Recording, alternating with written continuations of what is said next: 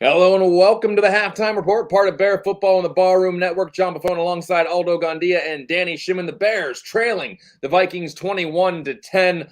A lot of poor things happened in this first half, but yet the Bears are still within striking distance thanks to a couple of big plays, none bigger than that huge catch by Darnell Mooney for 39 yards that set up a David Montgomery touchdown. Let's just go around the horn. Danny, for initial reaction to this first half. Man, where do I start? First of all, I'm fuming at the fact that they got their first possession. They got blasting game because doesn't know how to get on the field. They got a 5-yard delay game penalty. I'm like, that's embarrassing. All right, the Vikings offense looks like it's the varsity practicing against the JV team. It's like whatever they want to run. Hey, let's try this trick play here. We'll throw it all the way to a receiver, throw it back across the football field, and gain 20-yard run. So fuming there. Defense looked like they're lost. I even tweeted out, I'm like, hey, can the defensive coaches maybe make some adjustments now, not wait till halftime, make some adjustments to kind of try and stop, Kirk Cousins, who looked like he was going to the Hall of Fame. 308 yards of offense in the first half by the Vikings is just flat out embarrassing. Justin Jefferson had he had a season for a Bears receiver and just in the first half. That's how unstoppable he was. But then lo and behold, what happens here? They make that big play to Mooney, great sensational catch. They score a touchdown. They're back within 11 points, and then Minnesota drives and misses the field goal. And now Bears get that opening, drive in the second half, maybe cut it to another, to a single digit game. You're back into the ball game. You never know what happens. Kirk Cousins does have. He's that guy that goes up and down, right? He has a great first half. Maybe he has a horrible second half, and next maybe the Bears can pull out a miracle and another Minneapolis miracle, and maybe come out of this game with a victory. Who knows? We'll see. Aldo, you seem to be a lot more positive going into the second half in our pre-production meeting. What do you say? Yeah, as soon as John and I hopped on, I said the Bears are going to win this game. I feel it in my bones. The Bears are going to win. Let's look at what's happened so far this season. The Bears have been outscored in second quarters, 42-6. They're not a first half team. The Bears defense has not allowed a touchdown in the second half. I believe they're going to make the necessary adjustments, and I believe that this Vikings defense, their pass defense is so porous. John, you and I heard it from Arif Hassan on your show, Buffone 55. This pass defense can be picked on, and we saw moments of that happen. We just need to string together some more moments on offense. And there is that theory of that avalanche ball, and that's what happened. We got off to a bad start. The defense gave up 7 completions on 7 passes on that very first drive, and then things got a little bit out of hand. I want to ask Danny something about this particular play here, because I thought that this was a real harmful play to the Bears, and it was the throw from Justin Fields to Darnell Mooney in the end zone. Let me stop. This is a touchdown, and I tweeted out. I'm not sure if Mooney cut the route too late, or Fields was anticipating him cutting it sooner. But it looked like Mooney was taking a little bit more up into the end zone, and while Fields kind of had him cutting it out to the pylon there. So that was a missed opportunity for me, in my opinion. There, so we're not sure. That was huge. Yeah, that was huge. Sure it was Mooney who was off there in terms of where he cut off his route, or Fields was just. In terms of his throw was inaccurate, but I have a feeling that Mooney maybe took his route a little bit too deeper into the end zone than what Fields was actually anticipating him going to cutting off at. We heard it all week long that the quarterback is looking at an area that he's been instructed to throw the ball to. And that, I think, is what happened on that particular play. He was throwing to the area. So I'm saying everybody's blaming the quarterback on that play, Justin Fields. But if you heard the press conferences this week, then there is reason enough to believe that Darnell Mooney ran the wrong route, ran it incorrectly, that Justin Fields had his eyes and feet set to make that throw at that location, and Mooney ran it wrong. Now, regardless of whose fault it was or whatever, I just have a feeling that we're going to see improved play in this second half by the offense, and I think the defense is going to make the proper adjustments. Perhaps I'm sober, guys. I haven't touched anything, but perhaps some of the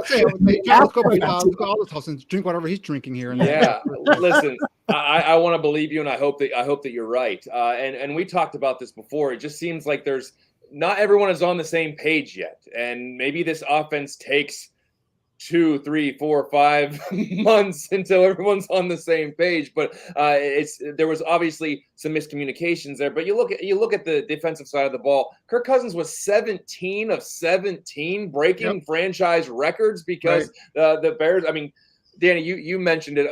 You mentioned it on Twitter. What do they got to do with Kyler Gordon? I mean, he's getting toasted. What can they do? They have another option to put out there on Justin Jefferson until Jalen Johnson comes back and they're fully healthy. I think they have no other option. I mean, I know I saw Lamar Jackson get in the game for a little bit there. I wasn't sure that was because of injury or just to spell a couple players, but I think for me, Kyler Gordon versus Justin Jefferson matched up, and that's how it was in the first couple of plays. That's why I got a little bit worried. But later on that drive, they switched them up, so I was a little bit better. But yeah, Kyler Gordon versus Justin Jefferson is going to be a long day. We're going to see a lot of big plays by Justin Jefferson, which already we saw in the first half. So my thing is, guys, they have nothing in the middle of that defense. They are getting no push up front. I know Justin Jones got a sack there towards the end of that first half. But up front, they got nothing going on. Even if the ends and Travis Gibson that's 2 weeks in a row now, he's been getting crushed on down blocks and not being able to set that strong edge on the outside. And you see Minnesota hitting those edges again, getting those big runs on the outside. That's where your defensive end is going to have to play some stout run defense. Your secondary linebackers, maybe even your safeties, got to come down and support the run, be a stronger presence there. So we'll see if those adjustments happen in the second half. All those right. I think the Bears have not given up a second half touchdown, if I'm not mistaken, this season so far. So let's see if that continues. If that does, that'll be a huge improvement. And if this continues like this way, I think the Bears have a chance, like Aldo said, maybe sneaking this one out, but at least making it a closer ball game. And again, the momentum now is kind of shifting towards Bears favor. Let's see what they do with that first half possession here in the second half. I was going to say that first possession is going to be pivotal. And I just a quick remark. I picked up on something you were saying, Danny, about that trick play. You have to have absolutely no respect for the defense you're playing against. If you are running the ball or you're just passing at will, and then you are not having any negative yards, you say, hey, what the hell? Let's do a reverse pass because they're not stopping anything. Yeah. So that's just insult to injury. It's varsity football. They're like, hey, we're going up against a practice squad. Let's go ahead and just run this play, see if we get you guys, see if we can run it during a real game. So, I mean, there was no need, because that could have been a disaster play, especially if you're a Minnesota a fan saying, oh, we're running the ball. We're gushing these guys, running the ball, passing the ball. Why are we doing trick plays? It's because, like you said, they have no respect. The Bears can't do anything. They caught him in a good position, which in terms they gained up, I believe it was like a 15 or 20 yard gain off of that reverse throw there. So, again, it was just embarrassing at that point. So hopefully that maybe the Bears manned up after that and say, these guys are just kind of toying with us here. Who has pride here? Who's going to go out there and step up and show some fight? And hopefully we'll see that in the second half. Yeah, go ahead, Aldo. I was just going to say, I know we're going to see it. I just feel it, guys. I have no analysis. This is all gut feel. I just feel that the necessary corrections are going to happen, and I'm going to win a lot of money. We're going to Vegas next weekend, and we're betting all your favorites, all your feelings. At 2:34 Eastern Standard Time in the afternoon, Aldo Gandia guarantees a Bears victory over the Minnesota Vikings after trailing at halftime. Anyway, one of two guys that I think had really in addition to everybody else, but specifically, I would say Dante Pettis and Sam Mustipher had really bad first halves. Dante Pettis, not 2 drops on his targets there. You got to bail out when your offense is sputtering. You got to make a play. You got to come down with the ball, and both of those drops were NFL catchable balls where you got to come down with that. And then Sam Mustipher snapping the ball while Justin Fields is moving towards him. He gets called for a penalty. What point is Lucas Patrick's hand that bad that he can't snap the ball, or is this something that they want him at guard? I don't get it.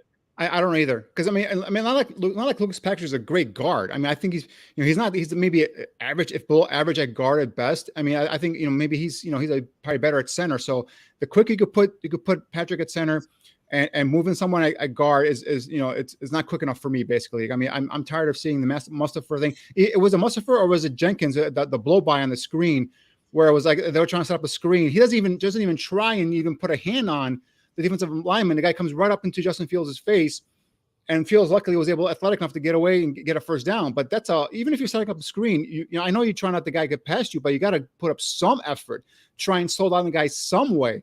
No one even touched the guy. I think it was Blaylock, the defensive tackle, right up after the snap into Justin Fields' face. And just because Fields is a great athlete, he was able to get by the guy and get a first down.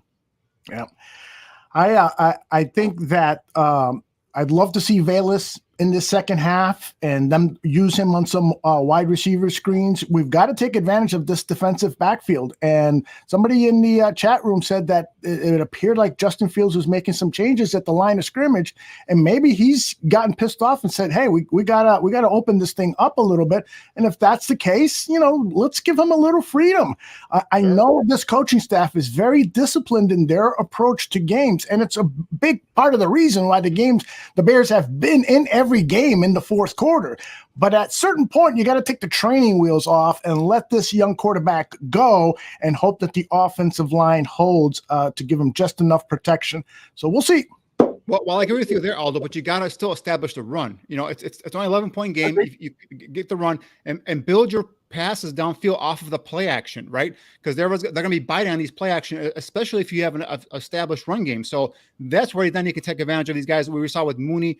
Again, with Fields, he's got to learn. If Mooney's got one-on-one coverage, just throw him the ball. He showed today. He showed previously. He goes up. He makes plays on the football. Give him a chance, right? Unfortunately, there's no one else other than Mooney that we can kind of hopefully rely on because Pettis, you said, Johnny mentioned the two drops. I know the first one was a little bit behind him, but still, he got his hands on it. He should have caught it. The second one was a little bit higher, but he's dropping it in between the second and third levels of the defense. It's not going to be a perfect pass. You go up there, you make that catch, right? So, Pettis, two drops. I don't know if I would go back to him if I'm Fields because I lost my confidence there. Who else is going to step up, guys? Who else is going to step up? Is it going to be Cole Kmet? St. Brown. St. Brown. Maybe, but I would love to see. I'd love to see the ball in Velus Jones' hands and not just on a punt return that he could potentially fumble. I'd love to see some kind of a reverse or some kind of just screen, something to get the ball in his hands to see what he can do. Something, get him. See what he can do. It looks like the second half is about to begin, so we're going to let you go. We're here as soon as the clock hits 000 in the fourth quarter. We're back for post-game analysis on Bear Football here on the Barroom Network. We'll see you after the game, everybody. Go Bears!